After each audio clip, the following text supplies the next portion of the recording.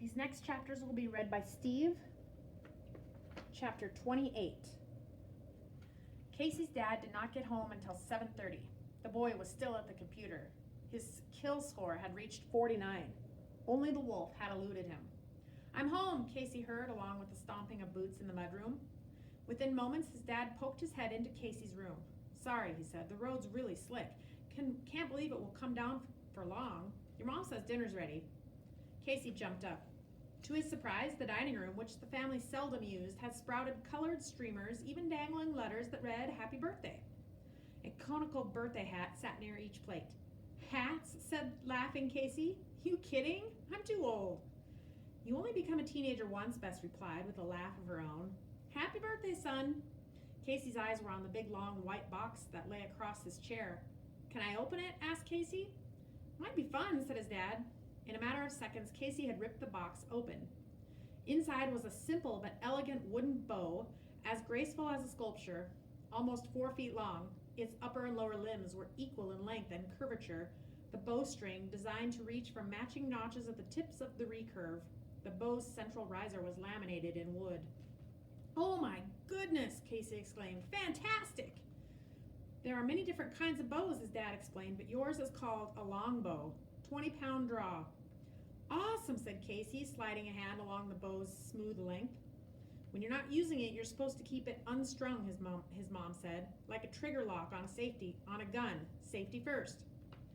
"There's a bowstringer in the box," his dad pointed out. "String, arrows, arm guard, plus some paper targets. Everything you need."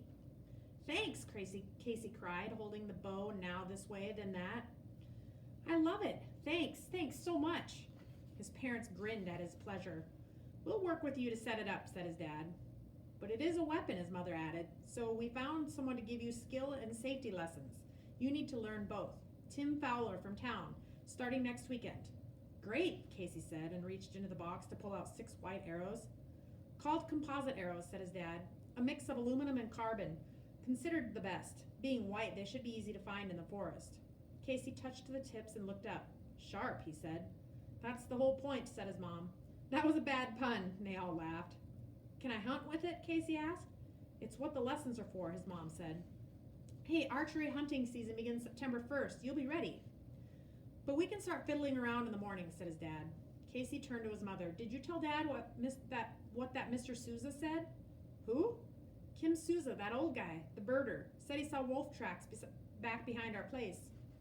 "Not likely," said Casey's dad. "Wolves up in Wyoming, sure, but not here. Though I suppose they could have drifted down." Casey said, "They're killers, right?" "Unless they're sick with something like rabies, wolves don't attack people. Elk, deer, sheep, and cattle, that's a completely different story. But no, not humans. They avoid people. Still, I wouldn't mess with a wolf." Chapter 29. Neshoba waited as 3 of the wolves moved toward their positions. Pildown remained. Neshoba touched his nose to his muzzle by way of encouragement, then turned back into the aspen grove. He moved forward noiselessly, placing his feet with great care. All the while, he kept his eyes straight ahead, watching, ears cocked forward, listening. Pildown followed, stiff-tailed. Neshoba knew that Nikito, with the farthest to go, would take the longest time to get into place. That placement was the most crucial because it would be exactly opposite his own position of attack. The moment Neshoba showed himself, the elk would bolt straight away from him. When they saw Nikito blocking their way, they would panic. That panic would give the other wolves their best opportunity. First, however, it was up to him as pack leader to commence the attack with a successful kill of that limping calf. Neshoba reached the clearing edge. With no moon or starlight, it was only ground snow that provided a pale glimmering. All else was shadowy. The grazing cows were pawing the ground, their breathing hardly more than popping puffs. Neshoba looked for his target calf. The young elk was on the ground, legs folded under, near a cow. He might even be asleep. Better yet, Neshoba thought. Every second helped. Fleetingly, he glanced up among the surrounding trees and saw the glint of raven eyes. The 8 birds were deep among the dark branches, still as stone, watching, waiting. Neshoba checked the sentry elk. She was where she had been, but her movements had become agitated, suggesting she had become suspicious. The old wolf looked across the clearing, hoping to catch some glimmer of Nikito. He saw none. He turned back to the sentry. The cow gave a sharp snort. The other cows paused in their feeding, looked up and around. They are nervous, and Neshoba looked for the cause.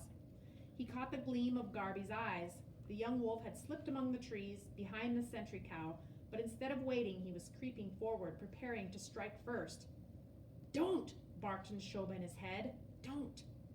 The sentry cow jerked her head around and snorted. She appeared to look straight at Garby. "Don't show yourself," Neshoba cried out in his thoughts. "Don't show yourself." He turned back to his target calf. Even as he spotted her, the calf awoke and jumped up. The next moment, the sentry cow gave a sharp bark, the elk's alarm signal. She must have seen Garby. Her call brought an explosion of sounds from the elk, squealing, barking. Simultaneously, they rushed toward the trees. Knowing he must attack, Neshoba, front legs pumping in unison, sprang into the clearing, hurling himself at the calf, which stood frozen in terror. But the wolf's right front paw, the hurt one, buckled slightly, breaking his charge. Though he knew he was not close enough, more than 5 feet from the calf, Neshoba leaped, jaws wide, teeth exposed, aiming for the calf's haunches. Even as he committed himself, the calf's mother whirled about, shoved her calf to one side, and kicked out with a rear leg. The kick smashed into Neshoba's right shoulder, powerful enough to break his leap. He fell short, crashing to the earth. The cow and her calf burst toward the trees. On the ground, Neshoba heard sounds of hoofbeats, frantic elk barking, snarls and grunts from the wolves. All the old wolf could feel was the shock of terrible pain. He tried to move. He could not. The pain engulfed him. The next moment, his mind went dark, darker than the night. Chapter 30. Casey lay on his bed reading Archery Fundamentals, his new bow on the floor by his side. He and his dad had strung and restrung it a number of times, so Casey could now do it himself. His book was open to the section titled Finding Your Dominant Eye. After much testing, Casey decided his right eye was it. That eye, according to the book, should be the one closest to the bowstring when he shot an arrow. Then Casey went over the 9 steps for a perfect shot. Take your stance, nock the arrow, set your grip, pre-draw your bow, draw your bow, anchor, aim, release, follow through. His dad promised that in the morning they would set up a target for practice and work on all those steps. His mother looked into the room. "Hey, love, Tony Manhawk's mother just called. Said the weather is bad enough that he can't come tomorrow." "Oh," said Casey, fully absorbed in his book. "I'm thinking," his mother said, "maybe we should postpone the party for a week. Snow will absolutely be gone by then. What do you say?" Casey looked up. A delayed party would mean a whole day to practice with the bow. He said, "Fine with me." "Sure?" "Sure." "I'll make the calls," his mom said, and retreated. Casey looked down at the bow, its smooth wooden surface, and its graceful curves. He had never seen anything so beautiful. Tomorrow, he would use it.